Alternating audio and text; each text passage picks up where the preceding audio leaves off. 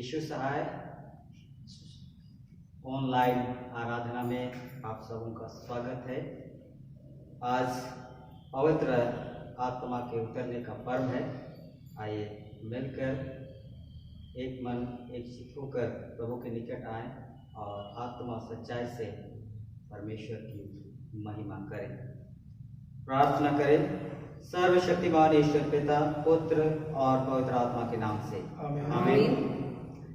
हे सर्वशक्तिमान अनुग्रहकारी परमेश्वर, हम हृदय से तेरा धन्यवाद करते हैं उन तमाम आशीषों के लिए जब तक तूने हमारे जीवन में की है, हमारी रक्षा रखवाली की, हमें संभाला है और आज के पवित्र दिन को हमारे जीवन में जोड़ा है। प्रभु, हम तेरा धन्यवाद करते हैं।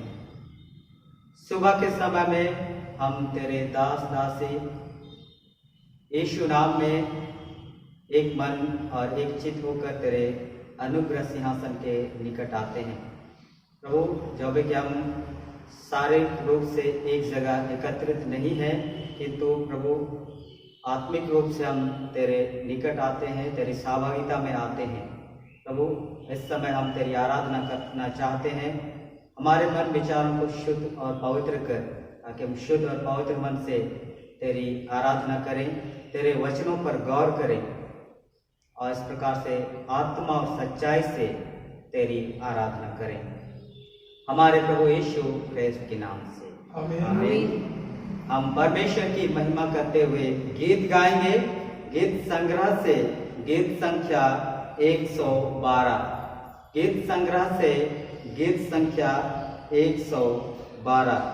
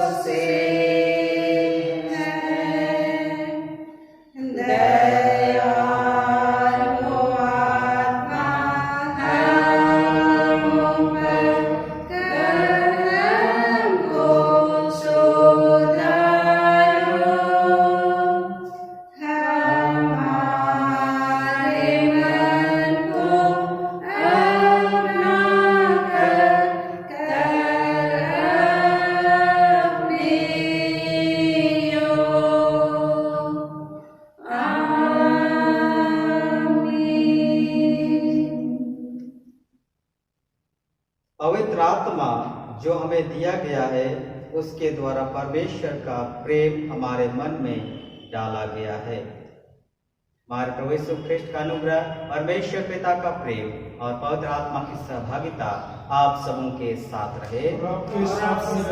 हम शुद्धता की प्रार्थना एक साथ उच्चारें।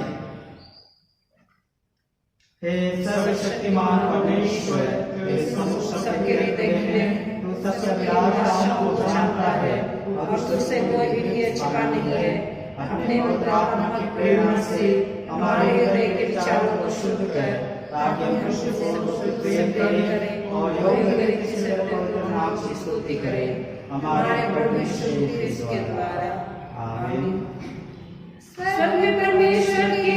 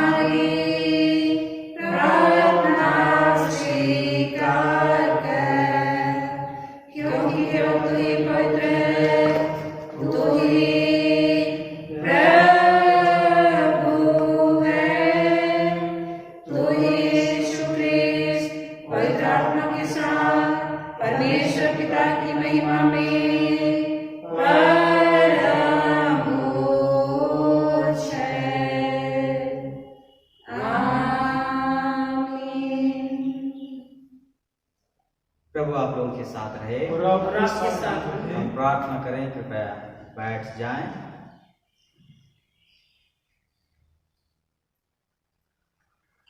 आज पवित्र आत्मा का अवतरण पर्व है और पेंतीकोस्त का पर्व है।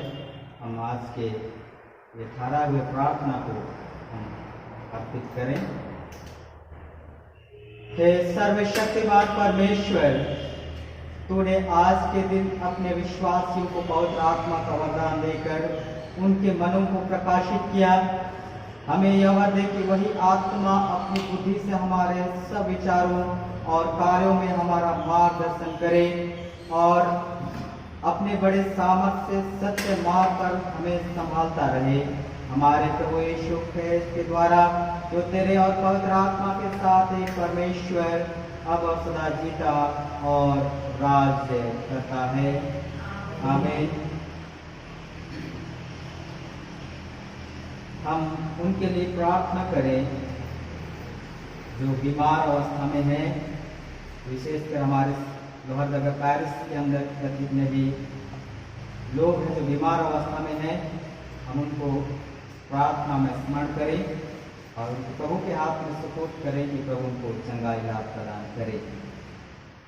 हे सर्वशक्तिमान परमेश्वर पिता, जीवन और आरोग्यता के दाता, हम विनती करते हैं सब रोगियों पर दया दृष्टि कर, विशेषकर इस लोहरदगा पैरिस के अंतर्गत जितने भी बीमार जन हैं, शारीरिक मानसिक आत्मिक रूप से बिल्कुल कमजोर हैं, उन पर दया दृष्टि कर, विशेषकर उन पर जिनके लिए हमारी प्रार्थना चाही गई है, उन पर और उनकी सेवा करने वालों पर अपनी आशीष उड़ेल। ऐसा कि यदि तेरी इच्छा हो तो ये तन और मन में चंगे हो जाए और तेरी पवित्र कलीसिया में तेरा धन्यवाद करें, हमारे प्रभु यीशु ख्रिस्त के द्वारा। आमीन।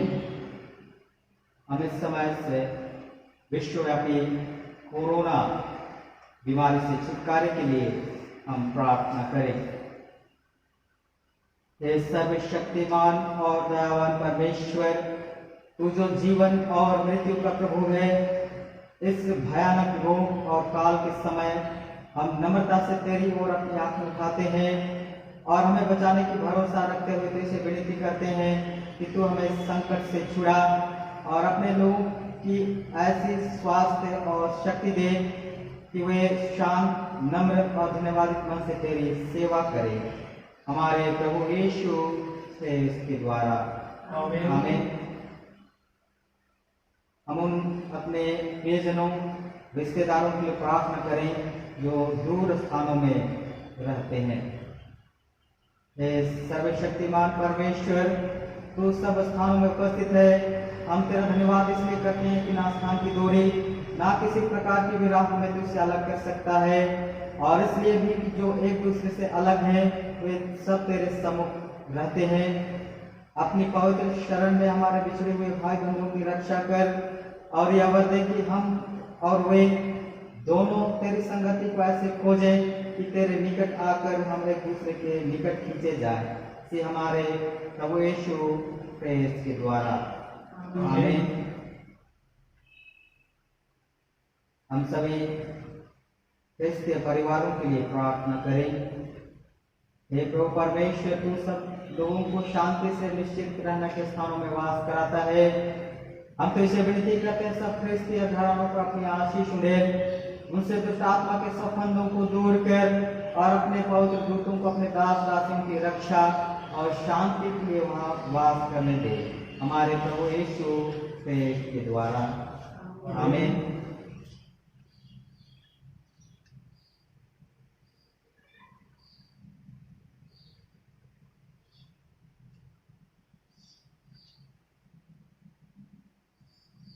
हम सुसमाचार प्रसार के लिए प्रार्थना करें।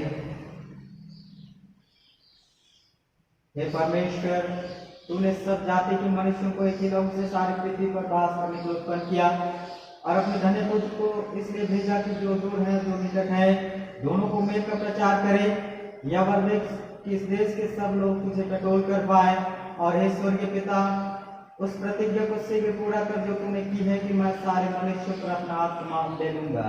हमारे त्राता प्रभु यीशु के द्वारा आमीन।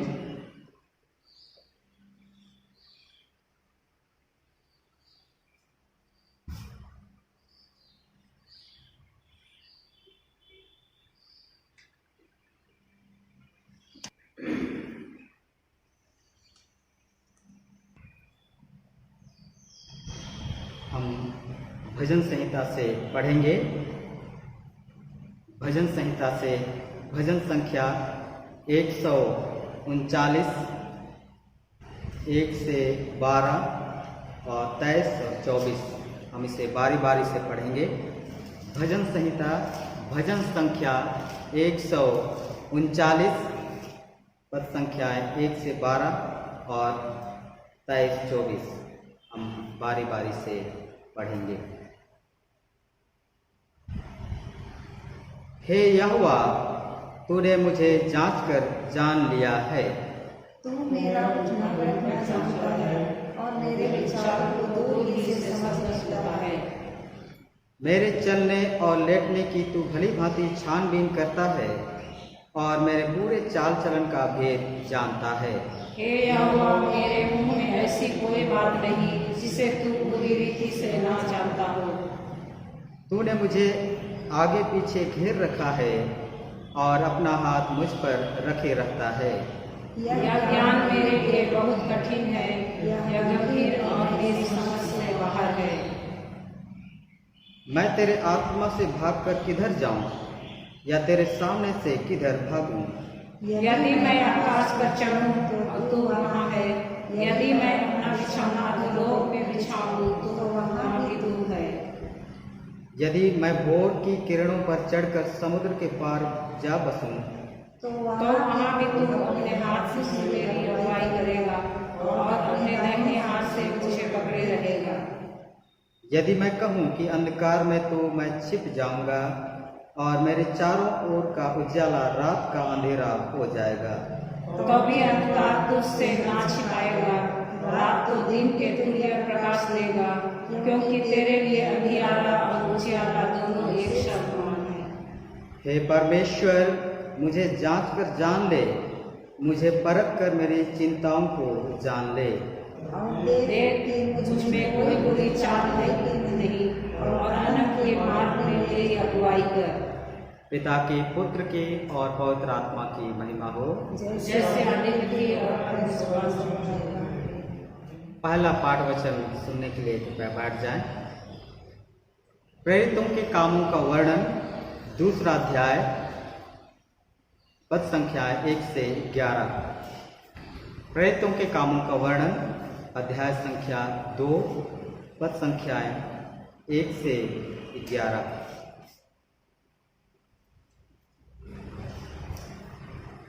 जब पेंतिकोस्त का दिन आया तो वे सब एक जगह इकट्ठे थे।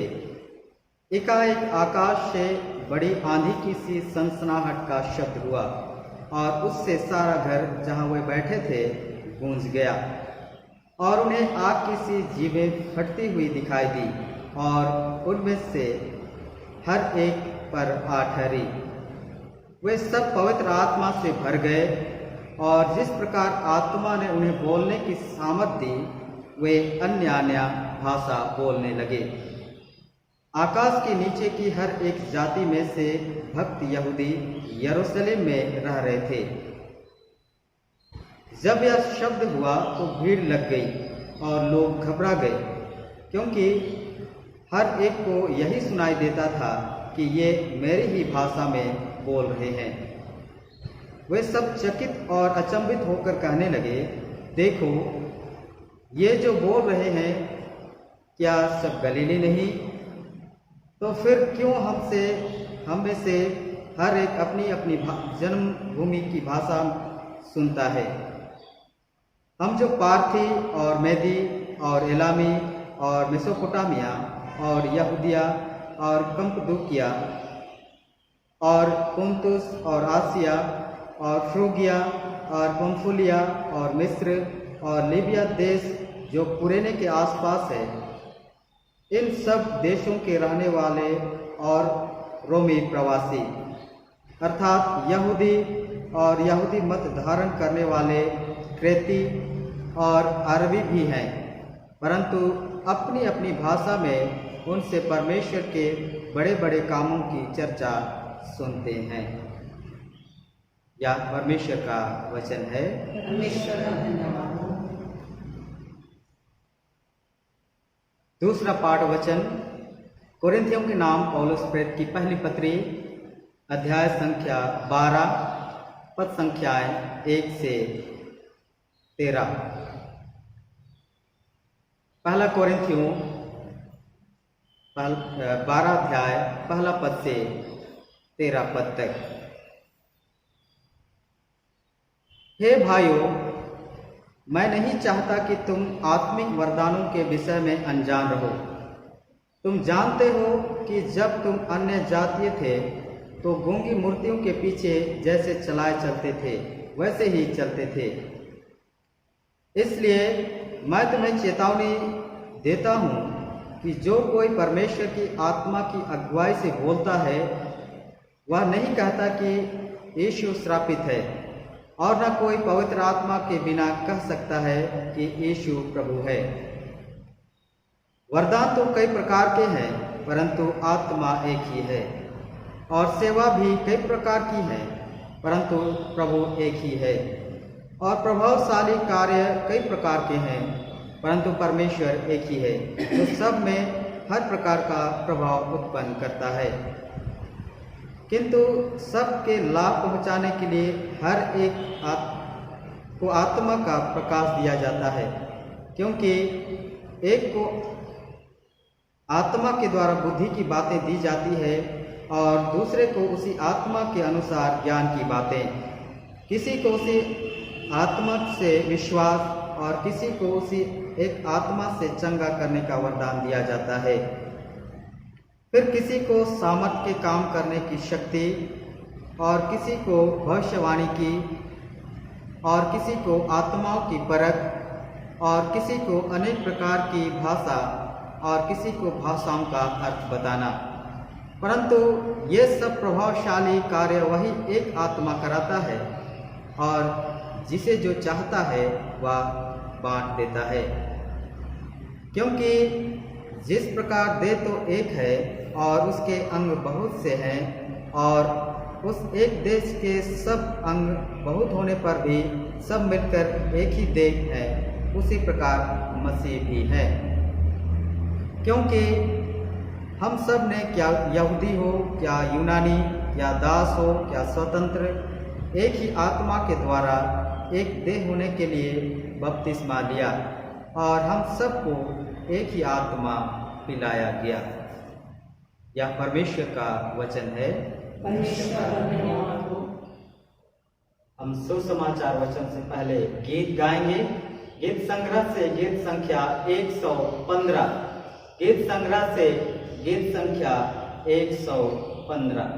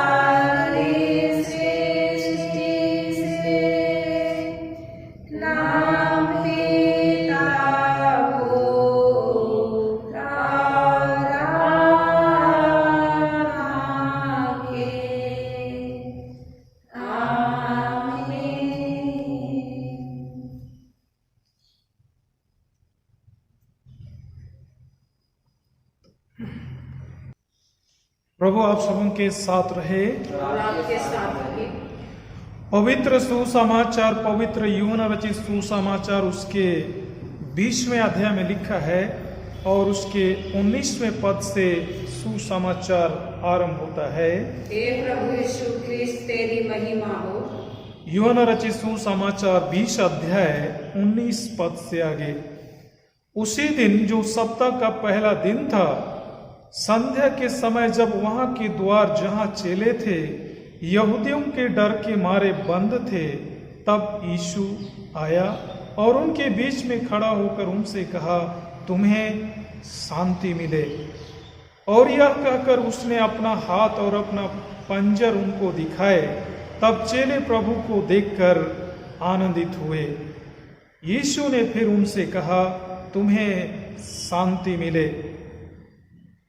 जैसे पिता ने मुझे भेजा है वैसे ही मैं भी तुम्हें भेजता हूं। यह कहकर उसने उन पर फूंका और उनसे कहा, पवित्र आत्मा लो। जिनके पाप तुम क्षमा करो वे उनके लिए क्षमा किए गए हैं, जिनके तुम रखो वे रखे गए हैं। यह ख्रिस्त का सुसमाचार है। हे प्रभु यीशु ख्रिस्त, तेरी स्तुति हो। प्रार्थना करें। सर्वशक्तिमान परमेश्वर, हम धन्यवाद करते हैं आज के दिन के लिए। यह दिन तूने हमें देखने का अवसर दिया है और हम धन्यवाद करते हैं कि तूने अपने प्रति के अनुसार से मनुष्यों पर सार्वभौमिक रूप से पवित्र आत्मा उतार कर उनसे अपना स्थायी संबंध स्थापित किया। उसी दिन को आज हमें स्मरण करते हुए तेरे सम्मुख आते हैं। विनती है प्रभु, हमें आत्मिक अगुवाई दे ताकि हम तेरे उन वचनों पर ध्यान करें जो आज तू हमारे लिए दिया है और हम ध्यान करने पर हैं। प्रभु परमेश्वर, हम एक एक श्रोता के लिए प्रार्थना करते हैं, उनके अंतरात्मा को अपने पवित्र आत्मा के अमर ज्योति से आलोकित कर, ताकि जिस तरह पेंतीकोस्ट के दिन में 120 जनों पर तूने जब पवित्र आत्मा का अभिषेक उतारा उनमें आत्मिक सामर्थ्य भर गए थे, वैसे ही प्रभु हमें भी आत्मिक सामर्थ्य से भर दे ताकि इस संसार में हम तेरे जीवित गवाह बने। हे परमेश्वर, इस समय हम तेरे वचन के साथ सहभागिता करना चाहते हैं। हमें अगुवाई दे कि हम इस समय को तेरे वचन के साथ व्यतीत करें। और हे प्रभु, हम हर एक को सुनने में अगुवाई दे और सुनाने में भी हमारा अगुवाई कर, ताकि तेरा वचन हमारे पांव के लिए दीपक और पथ के लिए उजियाला हमेशा के लिए ठहरे। हमारे प्रभु यीशु ख्रिस्त के द्वारा, आमीन। कृपया बैठ जाएंगे। आज पेंतीकोस्ट का दिन है और जिस दिन परमेश्वर ने सार्वभौमिक रूप से पवित्र आत्मा को मनुष्यों पर उतारा। प्रभु यीशु मसीह के जन्म से सैकड़ों साल पहले जोएल नबी के द्वारा से परमेश्वर ने ये वायदा किया था कि अंत के दिनों में मैं सभी मनुष्यों पर अपनी आत्मा उंडेलूंगा। और यीशु मसीह जब इस संसार में था उसने भी यही कहा कि मेरा जाना तुम्हारे लिए अवश्य है और जब मैं जाऊंगा तो तुम्हारे लिए एक सहायक भेजूंगा जो तुम्हारे साथ सर्वदा रहेगा। और यीशु मसीह का स्वर्गारोहण जी उठने के 40 दिन को हुआ और उसके ठीक 10वें दिन बाद पेंतीकोस्ट के दिन में पवित्र आत्मा हमारे लिए भेजा गया। हम दूसरे शब्दों में कहें कि परमेश्वर ने अपनी प्रतिज्ञा को पूरा करते हुए पवित्र आत्मा को भेजा और यीशु ने अपनी प्रतिज्ञा अनुसार हमारे लिए सहायक यानी आत्मा को हमें दे दिया। आज सार्वभौमिक रूप से हम लोग पवित्र आत्मा पाए हैं और पवित्र आत्मा से संचालित हैं। आज हम जो विषय है उस पर ध्यान करें कि पवित्र आत्मा का वरदान। या बड़ा सवाल है कि आखिर परमेश्वर ने पवित्र आत्मा का वरदान या दान क्यों दिया है? इसका मकसद क्या है? इसका उद्देश्य क्या है? यह दो महत्वपूर्ण सवाल है कि परमेश्वर ने पवित्र आत्मा का दान क्यों दिया है और पवित्र आत्मा का वरदान क्यों दिया गया है। इसी पर आज हम मनन चिंतन करेंगे। परमेश्वर के वचनों के साथ। यह महत्वपूर्ण सवाल है। इस विषय पर निश्चय ही आपने कई बार प्रभु के दासों से व्याख्यान सुना है और शिक्षाएं भी आपने सुना है, लेकिन परमेश्वर का वचन हर बार हमारे लिए नया होता जाता है और नई बातें हमें बताता है। इसलिए आइए आज के दिन में फिर से हम परमेश्वर के उस वचन को, प्रतिज्ञा को, जिसे हमारे लिए और पूरी संसार के मनुष्यों के लिए दिया गया है, फिर से हम उस पर मंथन करें और अपना ध्यान उस तरफ ले जाएं। पहली बात, परमेश्वर ने पवित्र आत्मा का दान क्यों दिया? पवित्र आत्मा का दान क्यों दिया? क्या जरूरत था? और बाइबल में से हम इन सारी बातों को ढूंढने का प्रयास करेंगे और वहां से उन बातों को जानने का हम प्रयास करें। आइए हम लोग परमेश्वर के वचन, यूहन्ना रचित सुसमाचार उसके 24 अध्याय उसके 26वें पद पर परमेश्वर के वचन को देखें।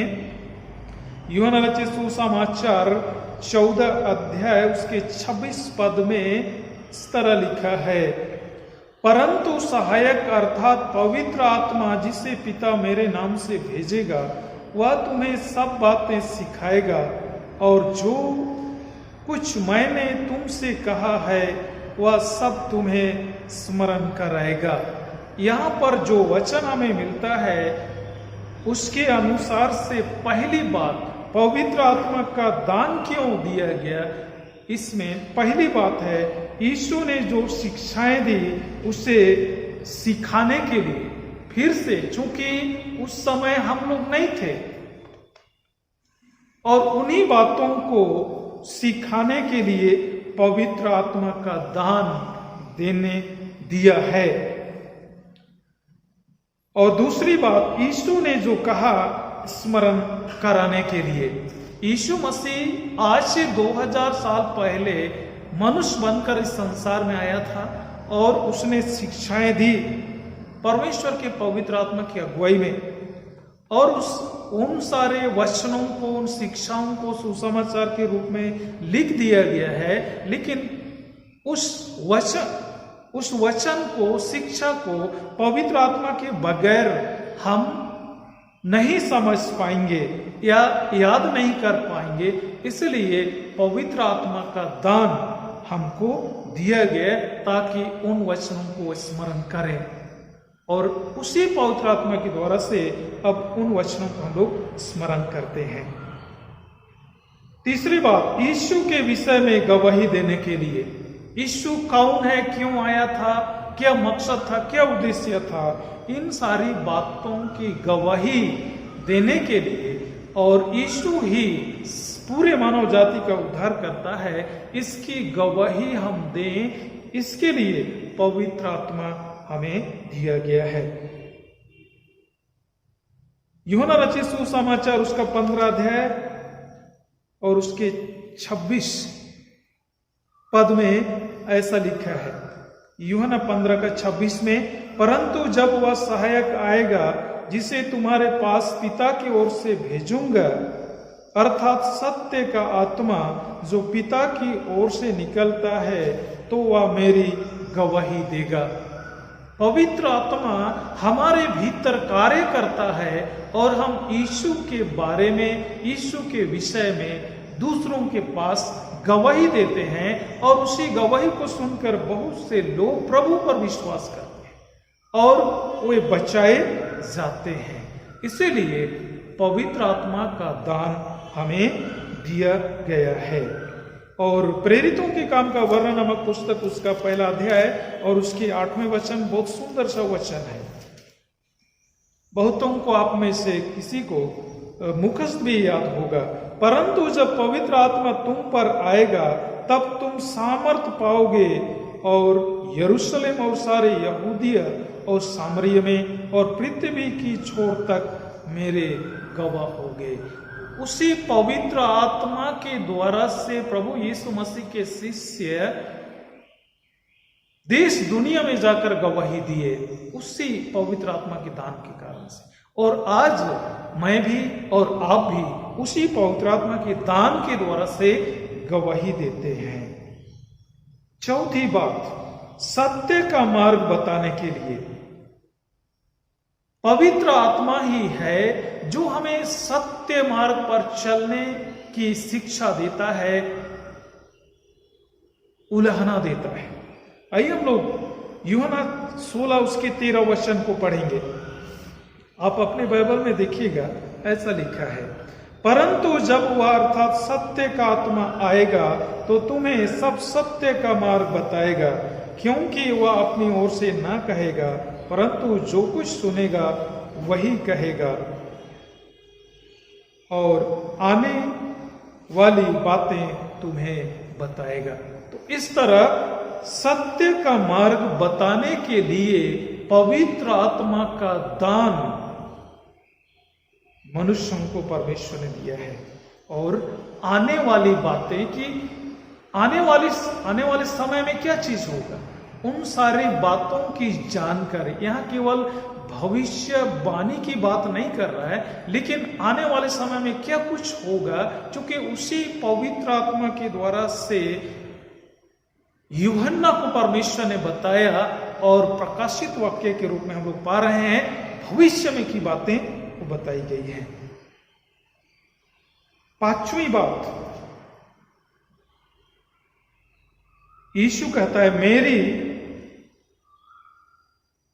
महिमा के लिए। यीशु मसीह कह रहे हैं वह उस आत्मा के दान के द्वारा तुम मेरी महिमा करोगे, यानी मेरी महिमा करने के लिए पवित्र आत्मा का दान तुम्हें दिया जाएगा। यूहन्ना 16 उसके 14 पद में ऐसा लिखा है, वह मेरी महिमा करेगा, यानी पवित्र आत्मा यीशु मसीह की महिमा करेगा। वह पवित्र आत्मा हमें दिया गया वह दान, और उसी पवित्र आत्मा में होकर हम प्रभु की महिमा करते हैं। परमेश्वर आत्मा है और यह आवश्यक है कि उसके आराधक आत्मा और सच्चाई से उसकी आराधना करें। उसी आत्मा के दान के द्वारा से हम उसकी आराधना करते हैं, उसकी महिमा करते हैं। छठवीं बात, संसार को पाप, धार्मिकता और न्याय के विषय निरुत्तर करने के लिए। संसार को पाप, धार्मिकता और न्याय के विषय निरुत्तर करने के लिए। बहुत लोग यह सोचते हैं, लेकिन पाप परमेश्वर के विरुद्ध चलना होता है, यानी परमेश्वर की इच्छा के विरुद्ध चलना पाप है। और संसार के लोग इस बात को नहीं मानते, लेकिन परमेश्वर ही है हमें बताता है कि परमेश्वर की इच्छा के विरुद्ध चलना पाप है और उसका अंतिम नतीजा दंड है। धार्मिकता, यीशु मसीह को परमेश्वर ने हमारे धार्मिकता के लिए भेजा और हमारे बदले वह धार्मिक बना, और उसके धार्मिकता के कारण हमें धार्मिकता का वस्त्र पहनाया गया, और उसी के द्वारा अब परमेश्वर के सामने हम स्वीकार किए जाते हैं। तीसरी बात, न्याय। लोग सोचते हैं कि परमेश्वर प्रेमी है, दयालु है, कृपालु है, लेकिन वचन कहता है परमेश्वर न्यायी भी है और एक दिन सबका न्याय करेगा और उससे कोई बच नहीं सकता है। और इसीलिए कभी भी इस उधेड़ बुन में नहीं रहना चाहिए कि परमेश्वर न्याय नहीं करेगा। परमेश्वर न्याय करेगा, वरन सच्चाई और धर्म से न्याय करेगा। यूहन्ना रचित सुसमाचार उसका 16वां अध्याय उसके 8वें वचन में बहुत ही चेतावनी के साथ ये वचन हमारे लिए है। वह आकर संसार को पाप और धार्मिकता और न्याय के विषय में निरुत्तर करेगा। परमेश्वर का आत्मा ही जो हमें दान मिला है, वही आत्मा पाप के बारे में जानकारी बताता है, धार्मिकता क्या है, न्याय क्या है, इसके विषय में शिक्षा देता है, समझ और प्रकाशन देता है। सातवीं बात, आंतरिक सामर्थ्य देने के लिए, आंतरिक माने आत्मिक सामर्थ्य देने के लिए, जिसे प्रेरित क्रिया 1 उसका 8 में मैंने पहले पढ़ा था, हमने सुना था, जब पवित्र आत्मा आएगा तो तुम सामर्थ्य पाओगे आंतरिक रूप से। हम सभी जानते हैं कि प्रभु यीशु मसीह के शिष्य कितने संसार की दृष्टिकोण से मूर्ख थे। उनके पास क्या था? डरपोक थे। पतरस डर रहा था, डर के मारे भाग रहा था, लेकिन जब पवित्र आत्मा का दान मिला तो वह पवित्र आत्मा के सामर्थ्य से आंतरिक रूप से वह सामर्थ्य पा लिया और वहां पर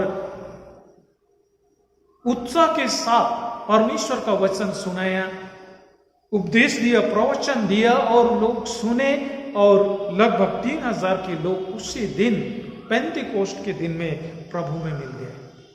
यह आंतरिक सामर्थ्य देता है। आज भी उस सामर्थ्य से ही हर कोई कार्य करता है जो प्रभु का वचन सुनाता है या उसके लिए कार्य करता है। तो इस तरह से पहले खंड में हमने इन 7 बातों को जाना कि पवित्र आत्मा का दान हमें क्यों दिया गया है या मनुष्यों को क्यों दिया गया। हमने 7 बातें इसमें से सीखी है। और दूसरी बात कि पवित्र आत्मा का वरदान क्यों दिया गया है। पहली बात में हम लोग पवित्र आत्मा का दान क्यों दिया गया, और दूसरी बात में पवित्र आत्मा का वरदान क्यों दिया गया है। यह बहुत ही महत्वपूर्ण है। दूसरे शब्दों में इसको हम लोग कहें, पवित्र आत्मा का वरदान देने का मकसद या उद्देश्य क्या है।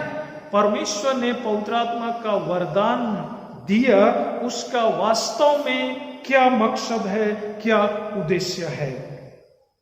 आत्मिक वरदान या आत्मा के वरदान वे योग्यताएं हैं जिन्हें परमेश्वर विश्वासियों को देता है ताकि वे उसकी सेवा करें।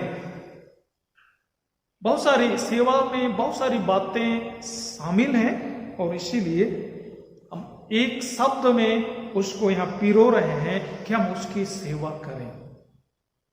हर एक मसीही को कम से कम एक वरदान अवश्य मिला है। कोई यह नहीं बोल सकता है कि मुझे कोई भी वरदान नहीं मिला है। हर एक को परमेश्वर ने अवश्य ही वरदान से नवाजा है। यह बाइबल इस बात को बताता है। आइए हम लोग परमेश्वर के वचन को पढ़कर इसे देखें। पहला पत्रस 4 उसका 10वां पद। पहला पत्रस 4 उसके 10वें वचन में इस तरह लिखा है, जिसको जो वरदान मिला है वह उसे परमेश्वर के नाना प्रकार के अनुग्रह के भले भंडारियों के समान एक दूसरे की सेवा में लगाए। वरदान हमें मिला है प्रभु की सेवा करने के लिए। अगर परमेश्वर के आत्मा से प्रेरित होकर हम किसी जरूरतमंद व्यक्ति की सेवा कर रहे हैं, इसका मतलब प्रभु की ही हम सेवा कर रहे हैं, उसी की आराधना कर रहे हैं।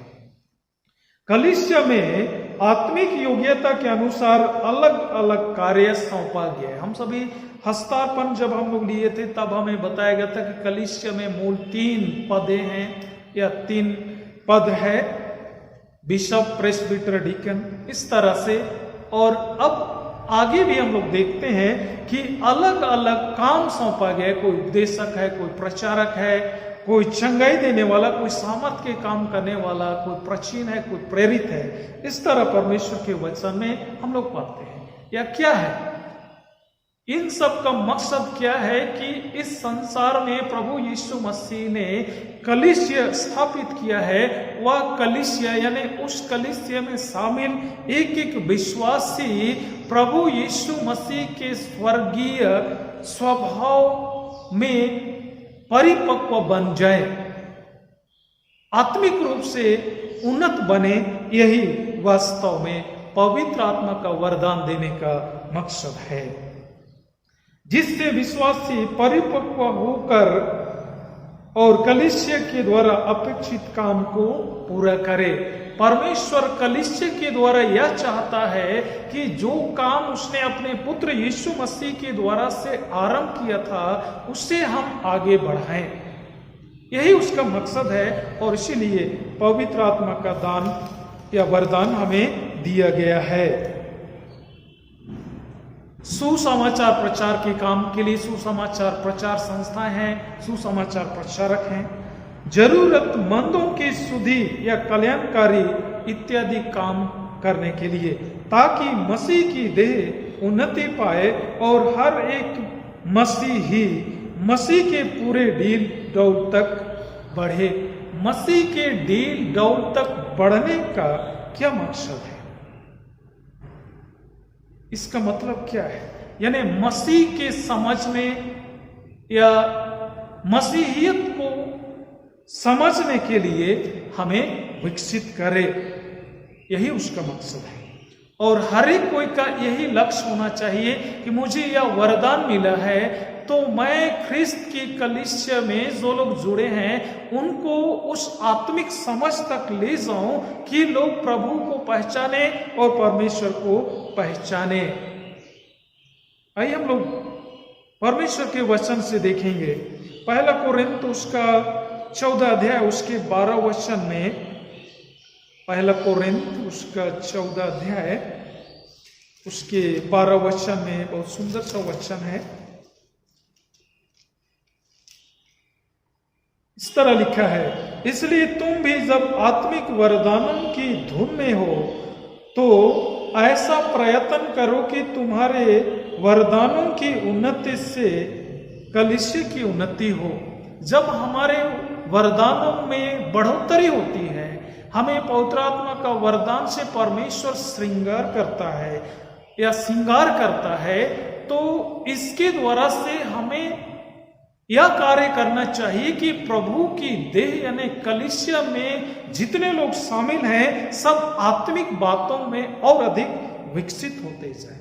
यह हमारा उद्देश्य होना चाहिए और इसी के लिए परमेश्वर ने आत्मा का वरदान वास्तव में दिया है। आइए एक पदस्तर और हम लोग पढ़ते हैं। इफिसियों के नाम पत्र उसका 4 अध्याय और उसके 11 से 13 वचन में इस तरह लिखा है।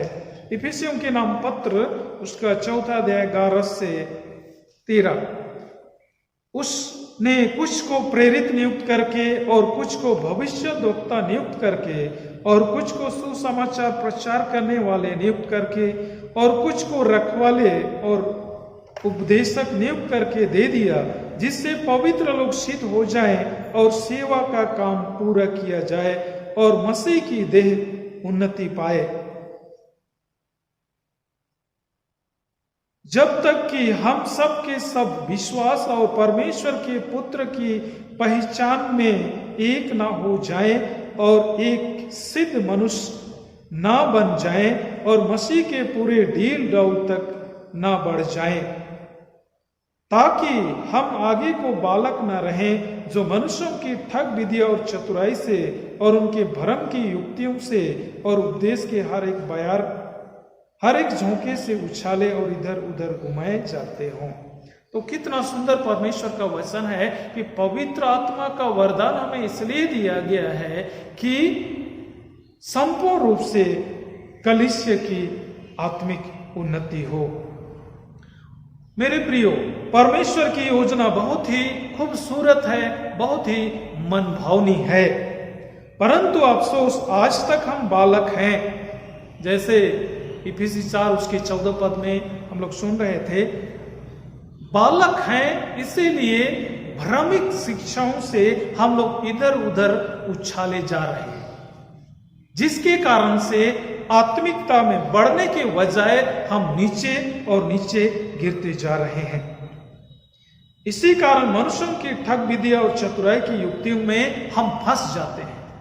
परमेश्वर चाहता है कि उनको आत्मिक वरदानों से मैं विभूषित करूं कि मेरे लोगों को सच्चाई की बातें बतलाएं, लेकिन ये काम जिनको वरदान दिया गया वो लोग नहीं कर पाते हैं, वो अपने लिए उसका इस्तेमाल करते हैं, अपने बढ़ते हैं, लेकिन कलीसिया टूटता है, बिखरता है और आज इसका स्पष्ट हम लोग देख रहे हैं। परमेश्वर मूल रूप से आत्मिक वरदान या आत्मा का वरदान इसलिए देता है कि उन वरदानों के द्वारा कलीसिया की उन्नति हो, जिसे हम लोग मैंने बताया 1 कोरिन्थ 14 उसके 12 पद में से हमने पढ़ लिया था। कलीसिया की उन्नति का मतलब क्या है? यह बहुत ही अहम सवाल है एक एक बपतिस्मा प्राप्त लोगों के लिए कि कलीसिया की उन्नति का वास्तव में क्या मतलब है। क्या कलीसिया के पास लाखों करोड़ों का बचत खाता होना चाहिए? क्या सुंदर और आलीशान भवनों का एक कतार होना चाहिए? क्या अच्छे खासे महंगे बंगले और वाहन हमारे पास होने चाहिए? जी नहीं। परमेश्वर का वचन कुछ और ही हमें बताता है। आइए हम लोग उस वचन को पढ़ेंगे। यूहन्ना रचित सुसमाचार उसका 8वां अध्याय उसके 29 पद में बहुत ही प्रेरणादायक वचन हमारे लिए है जो यीशु कहते हैं। यूहन्ना 8 उसका 29 आप अपने बाइबल में देखिएगा, जहां पर इस तरह से लिखा है, मेरा भेजने वाला मेरे साथ है, उसने मुझे अकेला नहीं छोड़ा, क्योंकि मैं सर्वदा वही काम करता हूं जिससे वह प्रसन्न होता है। जी हाँ मेरे प्रियो, यीशु मसीह हमेशा इस बात के प्रति सावधान था कि मेरे पिता मुझे भेजा है, उसका मकसद यह है कि मैं उसकी इच्छा पूरी करूं और जिस काम से वह प्रसन्न होता है मैं वही काम करूं। आज हमारे लिए मंथन करने का विषय है कि हम ये सब सोचते हैं क्या यह परमेश्वर की दृष्टि में अच्छा है, या उस बात से परमेश्वर प्रसन्न होता है? यह हमारे लिए सोचने और मंथन करने का विषय है।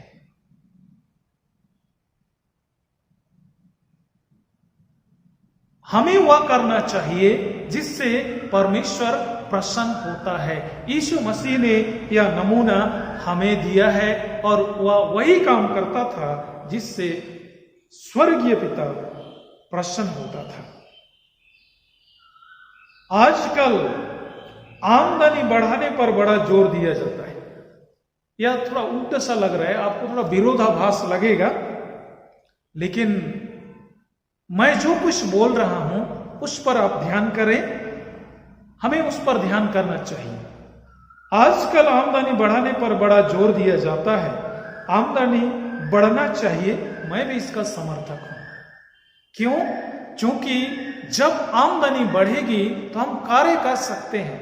लेकिन जिस विषय पर मैं बोलना चाह रहा हूं और परमेश्वर जिस बिंदु पर हमें सिखाना चाहता है वह बिंदु हमारे लिए ज्यादा महत्वपूर्ण है। इसलिए हमें इस बात पर भ्रमित होने की आवश्यकता नहीं है, हमें नहीं भ्रमित होना चाहिए।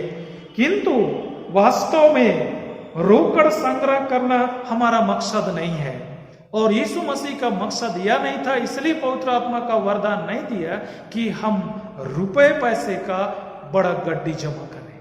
वह उसका मकसद नहीं था। उसका मकसद था कि उसकी सेवा पूरी की जाए। हर एक मसीही को मसीहियत की शिक्षा में स्थिर करना ताकि हर एक विश्वासी में यीशु मसीह का स्वभाव विकसित हो।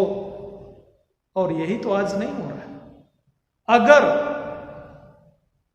यही काम आज होता और हर एक मसीही के हृदय में स्वभाव में मसीहियत का विकास हुआ होता तो मैं समझता हूं कि आज कलीसिया में इतनी सारी जो विभेद हैं सिद्धांत के बारे में, वो सब नहीं होता और नहीं होगा। और ये असली शिक्षा नहीं दी गई है। इसी के कारण से आज विश्वासियों में वह भेदभाव है, वह खाई है। यह सुनने वालों की गलती नहीं है, या मैं जैसा उपदेश की गलती है, बताने वालों की ये गलती है। पवित्र आत्मा ने हमें अच्छी शिक्षा देने के बारे में आत्मा का वरदान दिया, लेकिन मैं उसको ना करके अपने स्वार्थ के लिए मैं कर रहा हूं, अपनी प्रसिद्धि के लिए, तो मैं दूसरों को भी गलत रास्ते में ले जा रहा हूं। और इसीलिए अगुओं को सबसे अधिक सावधान कर दिया गया है और सावधानी से परमेश्वर के वचन को परोसना है। याकूब अपने पत्री वचन में लिखता है, जब भी मैं उसे पढ़ता हूं मुझे डर लगता है। याकूब के पत्री वचन 3 अध्याय, आइए हम लोग उस वचन पर ध्यान करेंगे। याकूब का पत्री वचन उसका 3 अध्याय, उसके पहले ही वचन में सभी उपदेशक, शिक्षा देने वाले अगुओं, चरवाहों, सबको यह सचेत कर रहे हैं कि हम क्या कर रहे हैं। हे मेरे भाइयों, तुम में से बहुत उपदेशक ना बने, क्योंकि जानते हो कि हम उपदेशक और भी दोषी ठहरेंगे। दोषी कौन ठहराएगा? अपने ही वचन हमें दोषी ठहराएंगे, क्योंकि पवित्र आत्मा का वरदान हमें सच्ची शिक्षा बताने के लिए दिया गया है। लोगों को सही आत्मिक समझ और आत्मिक उन्नति करें, इसीलिए हमें दिया गया है। लेकिन हम उसको उस कार्य में ना लगाकर दूसरे कार्य में लगा रहे हैं, तो निश्चय ही हमारे ही वे कथन हमें दोष देंगे। क्योंकि परमेश्वर के पास वह डायरी प्रतिदिन लिखाता है जो हम बोलते हैं। एक एक शब्द हमारे रिकॉर्ड हो रहे हैं, हम भाग नहीं सकेंगे। और इसीलिए इस वचन के प्रकाश में मैं यह कह रहा हूं, विश्वासियों के लिए भी उतना ही आवश्यक है, और उससे बढ़कर सभी शिक्षा देने वालों के लिए यह और ही सचेत और सावधान करता है। प्रभु यीशु ख्रिस्त में मेरे प्रियो, जब हम में मसीह का स्वभाव विकसित होगा, स्वतः ही ऊपर वर्णित बातें हमारे पास होंगे। हम लोग जिन चीजों की अपेक्षा कर रहे हैं, जिन चीजों को चाह रहे हैं, वो सब चीज परमेश्वर देने में सक्षम है। हमारा वो परमेश्वर है जो शून्य में सब कुछ बनाया। क्या हमारे लिए आवश्यकता की चीजें नहीं उपलब्ध करा सकता है? मुर्दों को सांस या जीवन देने का सामर्थ्य रखता है। कंकाल खाली बचे मनुष्य को जीवन वरन अनंत जीवन दे सकता है। जिसने हमें बनाया, क्या हमारे दैनिक आवश्यकता के लिए चीजों को नहीं दे सकता है? वह दे सकता है, लेकिन जरूरी क्या है और प्रथम चीजें क्या है, उस पर हमें अधिक जोर करने की आवश्यकता है, ना कि उन नाशवान चीजें जो इस संसार तक ही सीमित रहेगा। आइए मैं परमेश्वर के वचन में आप लोग को ले जा रहा हूं। मत्ती रचित सुसमाचार उसका 6वां अध्याय, उसके 33 वचन को आप सभी जानते हैं। हमेशा आप अपने मन में उसे याद रखें। मेरी यह गुजारिश है, परमेश्वर के राज और धर्म की पहले खोज करो। पहले तुम उसकी राज और धर्म की खोज करो, तब ये वस्तुएं जो तुम्हारे लिए आवश्यक है इस नाशवान संसार के लिए, वो सब तुम्हें दी जाएंगी। समय आएगा, परमेश्वर की अनुग्रह हम पर होगा। वो तो थोड़ा बाहर का है, लेकिन एक उदाहरण मैं पेपर से आप लोगों को दे रहा हूं। हम सब सिवान, बिहार के सिवान जिले की एक किशोर या किशोर लड़की के बारे में हम सभी पेपर में पढ़ रहे हैं, ज्योति पासवान या ज्योति कुमारी।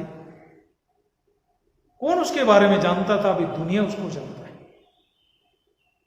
एक साहसी काम किया, अपने घायल पिताजी को 1200 किलोमीटर साइकिल से अपने घर तक ले पहुंचाया, और वह सुर्खियों में आ गया। इतना तक कि शक्तिशाली राष्ट्र अमेरिका के राष्ट्रपति डोनाल्ड ट्रंप, उसकी बेटी इवांका भी उससे मोहित हो गई, उसके उस साहसी कार्य से।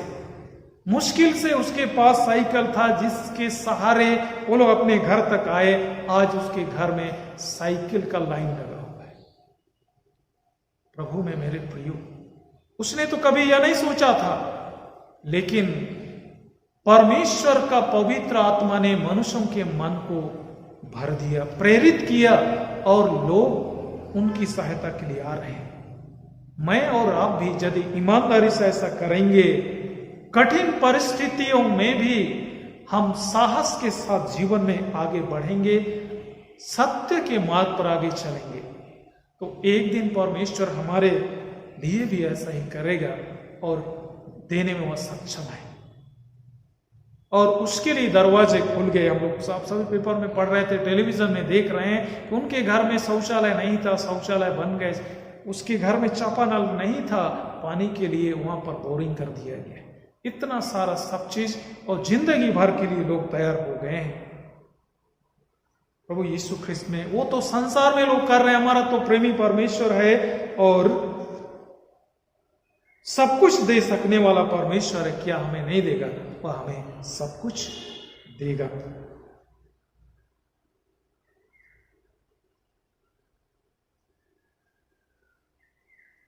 अब सारांश की ओर हम सब जाते हैं।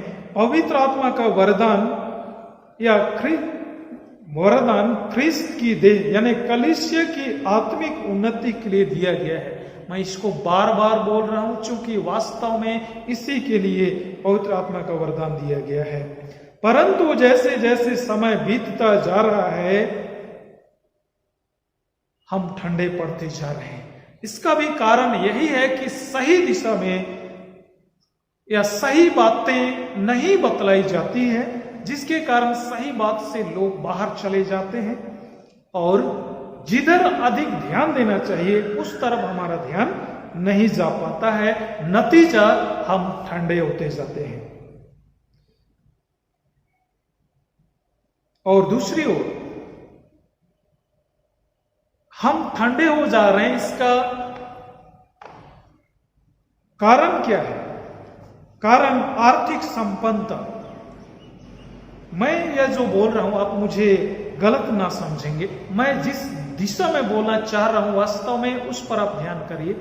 मैं किसी के संपन्नता पर प्रश्न चिन्ह नहीं कर रहा हूं, लेकिन मैं परमेश्वर के वचन को आपको समझाने का प्रयास कर रहा हूं, इसलिए मैं इस तरह से बोल रहा हूं। आप मुझे गलत ना समझें। सच कहा जाए तो आर्थिक संपन्नता ने हमें आत्मिक गरीब बना दिया है। यह बहुत ही सटीक बात है या सच्चाई है, लेकिन कई बार हम उसे स्वीकार करने को तैयार नहीं होते हैं। आर्थिक संपन्नता हमें आत्मिक रूप से गरीब बनाता है, क्योंकि इसके द्वारा से धीरे धीरे स्लो पॉइजन की तरह हमारे आत्मा में वह आता है जहर और हमें आत्मिक ठंडा बनाते जाता है। और उसके बाद वो संपत्ति जो समाप्त हो जाएगा केवल इसी संसार के लिए है, हमारे आत्मिक समझ को बंद करते जाएगा और एक दिन ऐसा आएगा कि पूरी तरह हमें गरीब बना देगा। यह बहुत संभव है और इसलिए हमें सावधान करने की आवश्यकता है। लौदीकिया नामक कलीसिया जो प्रकाशित वाक्य में हम लोग पाते हैं, उसकी यही गति हुई थी, जिसके कारण से परमेश्वर को उल्लंघना देना पड़ा, जो आज हमारे भी शिक्षाप्रद है। आइए हम लोग उस वचन को पढ़ेंगे।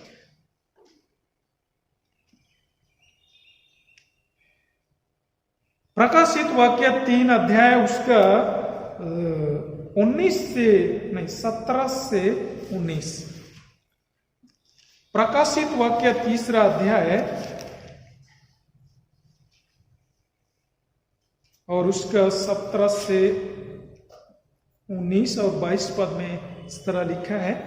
आप अपने वचन बाइबल में देखिएगा। तू कहता है कि मैं धनी हूं और धनवान हो गया हूं और मुझे किसी वस्तु की घटी नहीं, और यह नहीं जानता कि तू अभागा और तुच्छ और कंगाल और अंधा और नंगा है। लौदीकिया कलीसिया बहुत संपन्न लोग थे, लेकिन वही संपन्नता ने उनको आत्मिक रूप से गरीब बनाया, जिसके कारण परमेश्वर को इतनी कड़वी बातें उनको या उल्लंघना देना पड़ा। 18 पद, इसीलिए मैं तुझे सम्मति देता हूं। परमेश्वर उनसे घृणा कर रहा है इसलिए ऐसा नहीं बोल रहा है, लेकिन इसलिए कि उनसे प्रेम रखता है, इसलिए सम्मति देकर के उनको समझा रहा है कि तुम उससे बाहर निकलो। मैं तुम्हें सम्मति देता हूं कि आग में ताया हुआ सोना मुझसे ले लो कि तुम धनी हो जाओ। आत्मिक वचन तुम ले लो ताकि तुम वचन में धनी हो जाओ, यह उनके कहने का मतलब है।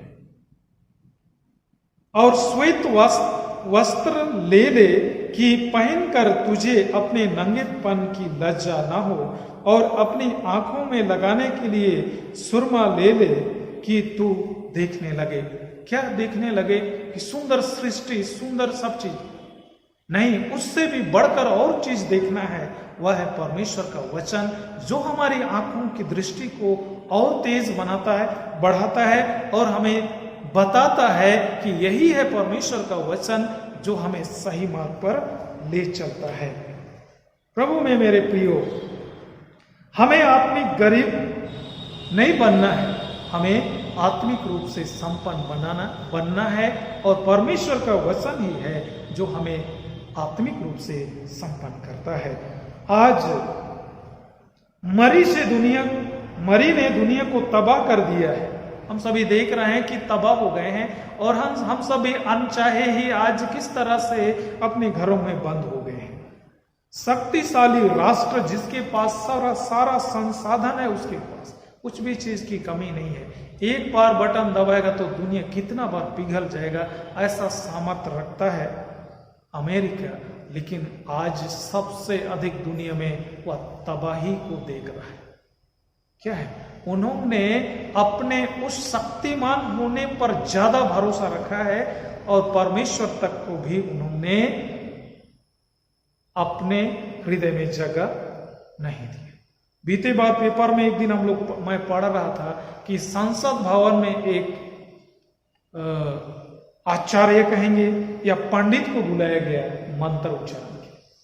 अपने पेपर पढ़ा हुआ, मैं उस दिन पढ़ करके बहुत दुखित हुआ। मैं बोला, अमेरिका परमेश्वर के वचन पर ध्यान करता था और उस कारण से इतना बढ़ा, लेकिन आज उस परमेश्वर पर उनका भरोसा नहीं है, और वैसा कर रहे हैं। मैं ये नहीं कह रहा हूं कि किसी पुरोहित को बुलाना चाहिए था, लेकिन उस परमेश्वर को, उस यीशु मसीह को, जो हमेशा स्वर्ग में हमारे निवेदन कर रहा है, जिसने अपने नाम से हमारी पवित्र आत्मा दिया, क्या उसने इसलिए नहीं दिया कि हम उस परमेश्वर को याद करें? लेकिन आज उनका बुद्धि कहां चला गया। मसीह में मेरे प्रियो, संकट हमारे जीवन में आएंगे या हमें आत्मिक रूप से बढ़ाने के लिए, हमारे धीरज को बढ़ाने के लिए। इसीलिए संकट आने से हम भयभीत ना हो, वरन थोड़ी देर आंखें बंद करके सोचें कि प्रभु का वचन मुझे क्या बताया है, क्यों हमें पवित्र आत्मा का वरदान और पवित्र आत्मा का दान दिया गया। इसीलिए तो हर परिस्थिति में हम स्थिर बने रहे। और इसीलिए प्रभु में मेरे प्रियो, आज के दिन में मैं ये सारी बातें आपको बोल रहा हूं। लोगों का समझ और भरोसा नाशमान चीजों पर रहता है, मानवीय समझ, बुद्धि और शक्ति पर समझ रहता है, भरोसा रहता है, जिसके कारण से वो चीज को वो लोग भूल जाते हैं। मित्रों, जन्मने वाले के लिए मृत्यु निश्चित है, इसको कोई रोक ही नहीं सकता है, किंतु हाँ, जो यीशु में मरते हैं उनके लिए अनंत जीवन की सर्वोत्तम आशा है। यह हमारे लिए परमेश्वर को धन्यवाद करने का विषय है। हम नाशमान संसार में जीवन जीते हैं, लेकिन हमारे पास इतना बड़ा सर्वोत्तम आशीष है, सर्वोत्तम आशा है कि हमारे लिए अनंत जीवन का कभी न समाप्त होने वाला सुंदर नायाब तोहफा है। आइए परमेश्वर के वचन में उसको हम लोग पढ़ते हैं। प्रकाशित वाक्य उसका 14 अध्याय उसके 13 वचन में बहुत सुंदर सा वचन हमारे लिए है, जो सर्वोत्तम आशा हमारे लिए है। प्रकाशित वाक्य 14 उसका 13 वचन, फिर मैंने स्वर्ग से यह शब्द सुना, लिख, जो मृतक प्रभु में मरते हैं वे अब से धन्य हैं। मर भी जाएंगे, लेकिन हम अगर विश्वास में स्थिर बने हुए हैं तो अब से धन्य हैं, क्योंकि हमारे लिए अनंत जीवन का मीरास है।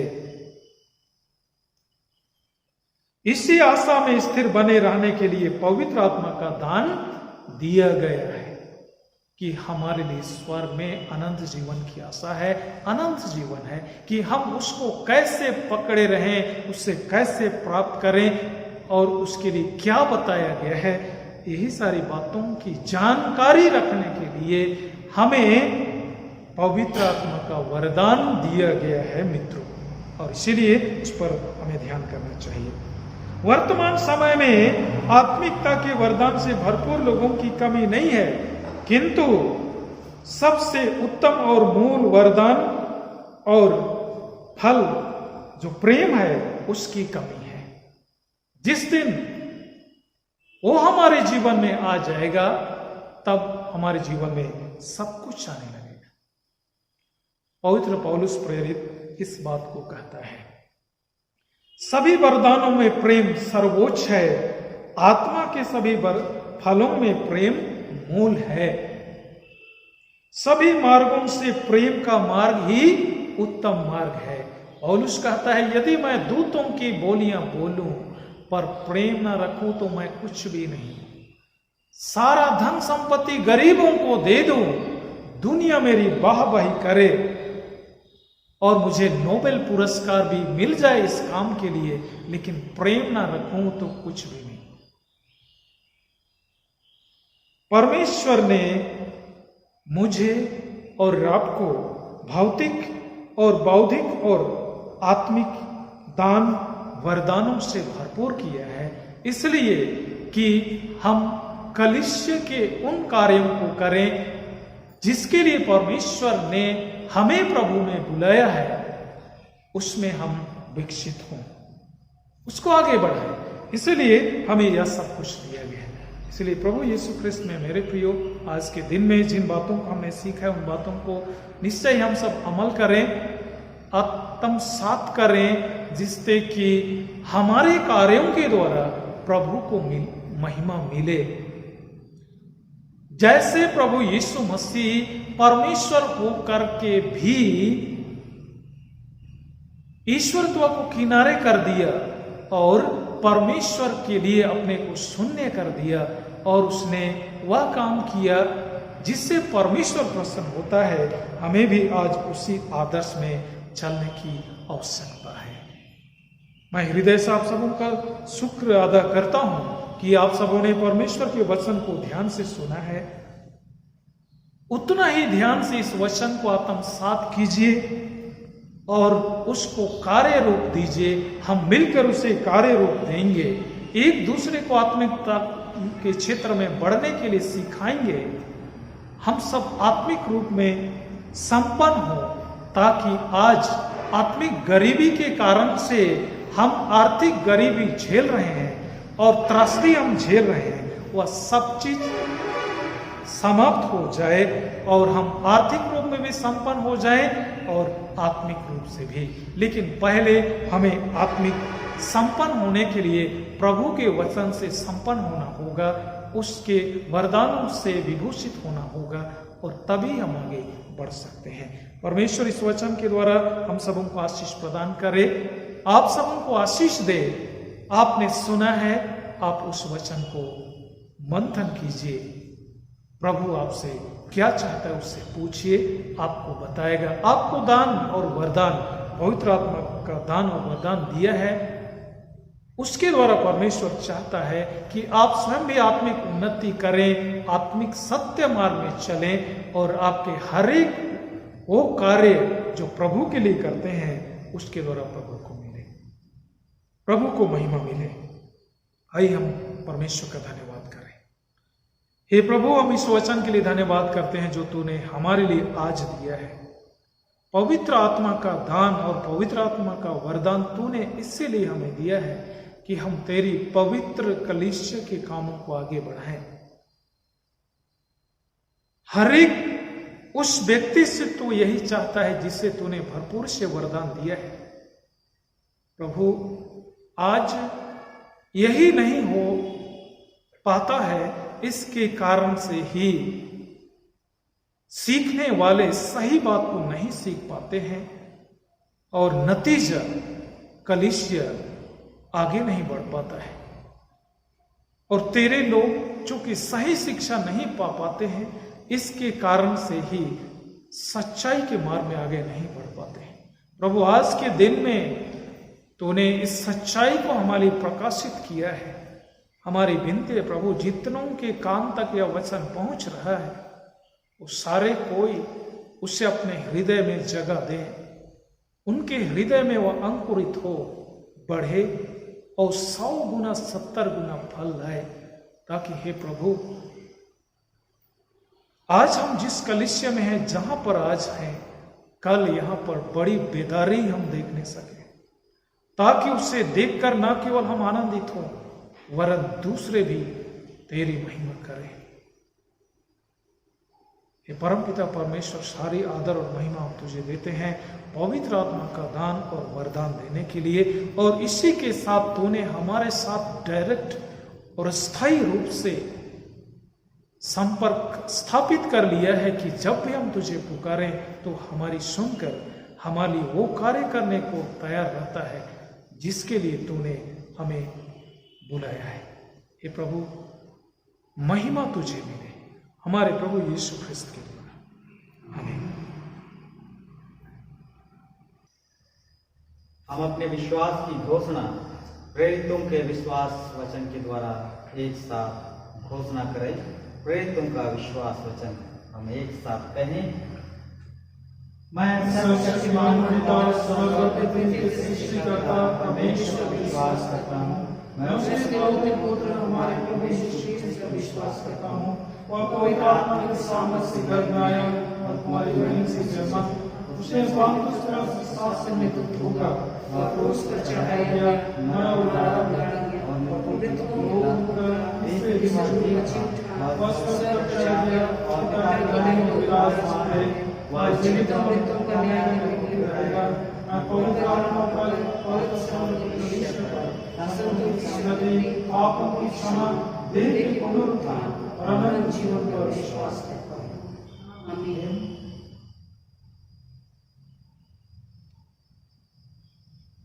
अब हम समस्त मानव जाति के लिए प्रार्थना करें और अपनी प्रार्थनाओं को प्रभु यीशु ख्रिस्त के निरंतर निवेदन के साथ साथ अर्पित करें। हम परहित निवेदन की प्रार्थना करें।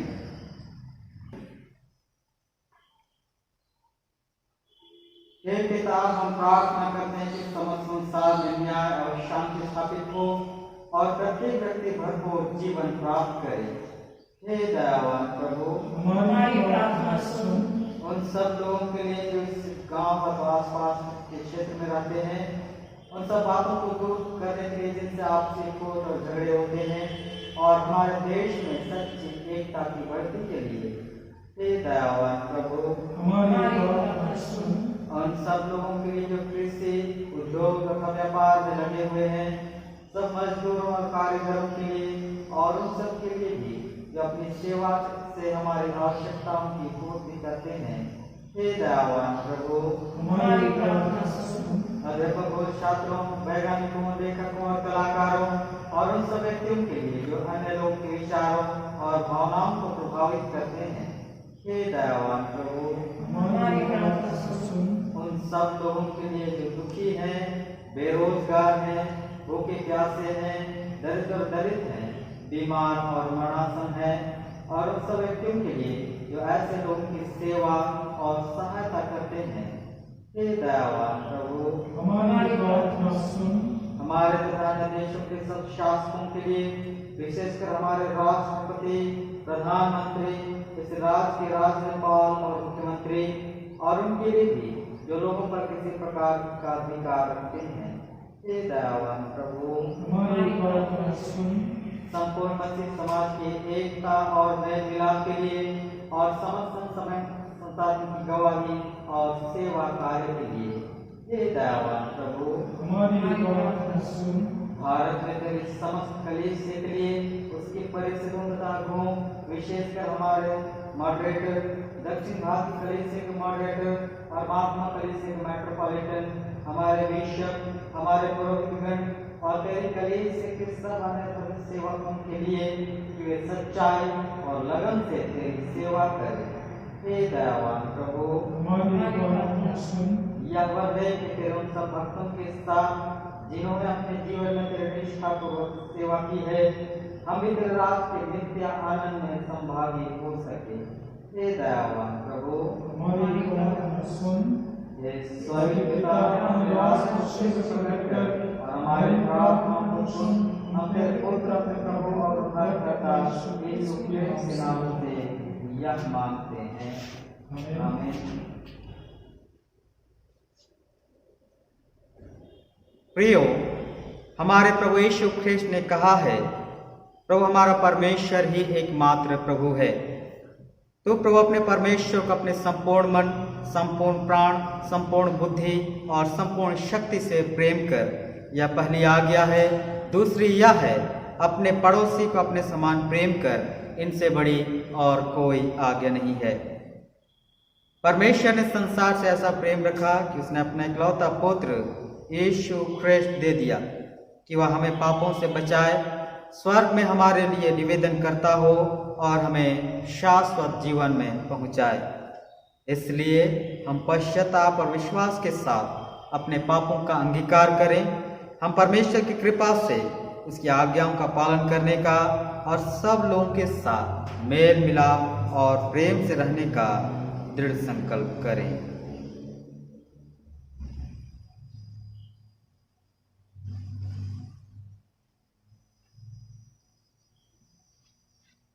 हम पाप स्वीकार की प्रार्थना एक साथ उच्चारें। हे सर्वशक्तिमान परमेश्वर, हमारे स्वर्गीय पिता, हमने मन, वचन और कर्म से तेरे विरुद्ध से पाप किया है। हमने अज्ञान के कारण और जानबूझकर बुराई की और भलाई में असफल रहे हैं। इन सब पापों के हम खेदित हैं और अंतःकरण से पश्चाताप करते हैं। तेरे पुत्र यीशु ख्रिस्त हमारे उसी के कारण हम पाप को क्षमा कर और भविष्य में सेवा करें, ताकि तेरे पवित्र नाम की महिमा हो, आमीन। सर्वशक्तिमान परमेश्वर उन सबको क्षमा करता है जो एक दूसरे को क्षमा करते हैं, उस सच्चा पश्चाताप करते हैं। वह आप पर दया करे, आपके सब पापों को क्षमा करे, उनसे आपको छुटकारा दे, सब भले कामों में आपको स्थिर और सबल करे और शाश्वत जीवन में बनाए रखे, आमीन। परमेश्वर का धन्यवाद हो। हम सब मिलकर ख्रिस्त की देह हैं। हम सब ने एक आत्मा द्वारा एक देह में बपतिस्मा लिया है। हम ऐसे ऐसे कार्यों में संलग्न रहें जिनसे शांति मिलती और एक दूसरे का निर्माण होता है। प्रभु की शांति सदा आपके साथ रहे। आपके साथ भी रहे।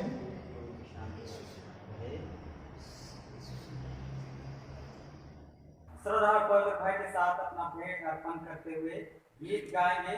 गीत संग्रह से गीत संख्या 111।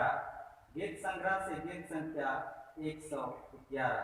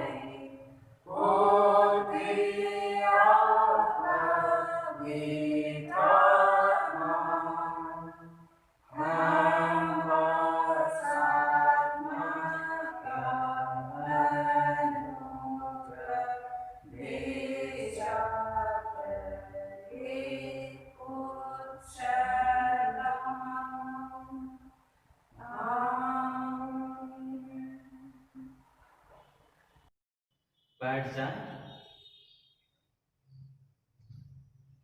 हम इस भेंट को प्रभु को अर्पित करें, प्रार्थना करें।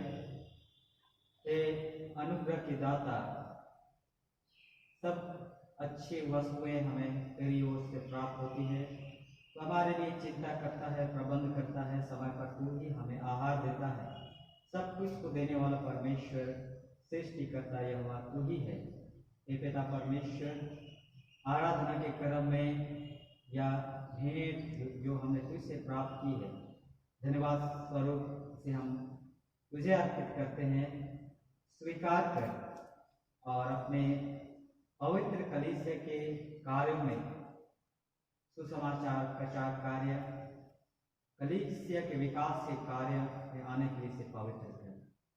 तो परमेश्वर धन्यवाद, हमारे भेंट को स्वीकार किया है, हमारे प्रभु यीशु क्रिस्त के नाम से आमीन। प्रार्थना करें। अनुग्रहकारी परमेश्वर, हम तेरे अयोग्य दास दासी यीशु नाम में तेरे पास आते हुए तेरा धन्यवाद करते हैं, क्योंकि तू धन्यवाद की योग्य परमेश्वर है। हमारे जीवन को सुरक्षित रखा है, आज के दिन को देखने का अवसर दिया, तेरे पास आने का हमें समय दिया। प्रभु परमेश्वर, हर बात के लिए हम तेरा धन्यवाद करते हैं। हमारे उद्धारकर्ता यीशु मसीह के जीवन और समर्पण के लिए, उसके लहू के लिए हम तेरा धन्यवाद करते हैं। हे पिता परमेश्वर, पवित्र आत्मा के दान के लिए हम तेरा धन्यवाद करते हैं।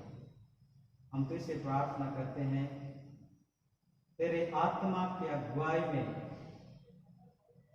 हम अपने जीवन को आगे ले चलें। प्रभु तो हमारी सहायता कर, मार्गदर्शन, अगुवाई कर कि हम तेरे अगुवाई में इस संसार के जीवन को व्यतीत करें। हे पिता परमेश्वर, तुझसे प्रार्थना है, हम जहाँ गलत है, हमारा सिद्धांत गलत है, प्रभु हमें सुधार, हमें निर्देशित कर कि हम तेरे वचनों पर ध्यान करते हुए जो हमारे लिए अच्छा है और जो तू हमें हमसे अपेक्षा करता है, उन्हीं कामों को हम करें। तो हमारी सहायता कर। फिर से इस विकट परिस्थिति में हर एक के साथ हो, रक्षा रखवाली कर, संभाल।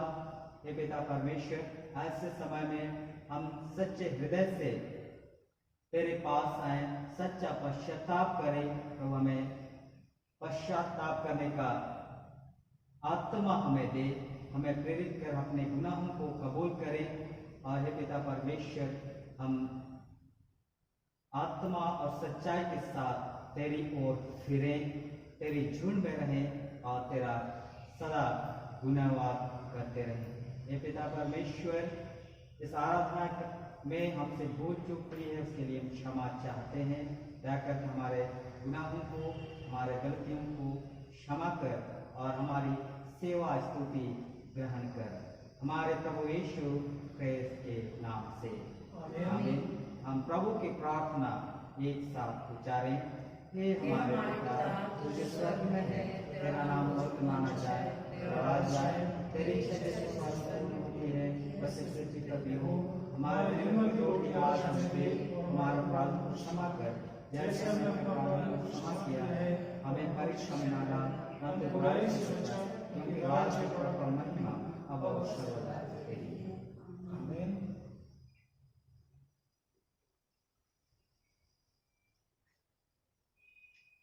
परमेश्वर की शांति जो सारी समझ से सर्वथा परे है, परमेश्वर उसके पुत्र हमारे प्रभु यीशु ख्रिस्त के ज्ञान और प्रेम में आप सबों के हृदय और विचारों को सुरक्षित रखे और सर्वशक्तिमान परमेश्वर पिता पुत्र पवित्र आत्मा की आशीष आप पर हो और सदा सर्वदा आप सबों के साथ बनी रहे।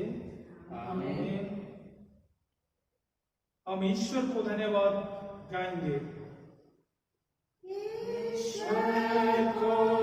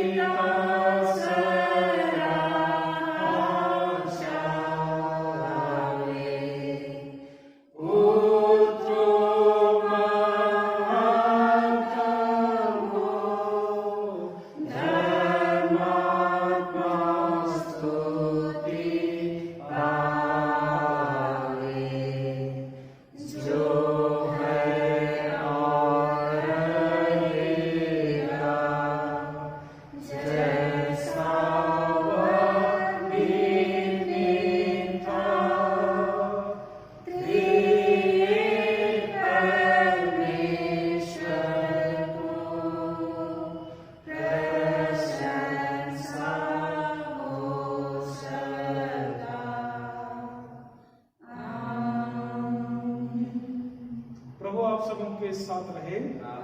हम कुशल से विदा हों। आमीन। सबों को यीशु सहाय।